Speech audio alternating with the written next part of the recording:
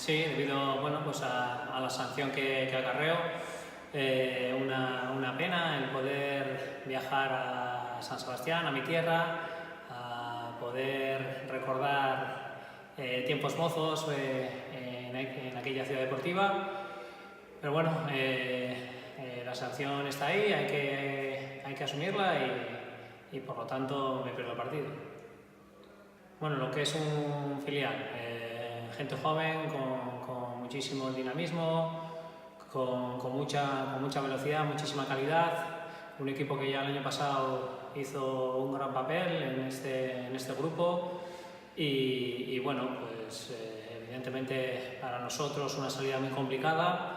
Intentaremos sumar, intentaremos llevarnos los 3 puntos sabiendo de la dificultad que va a conllevar.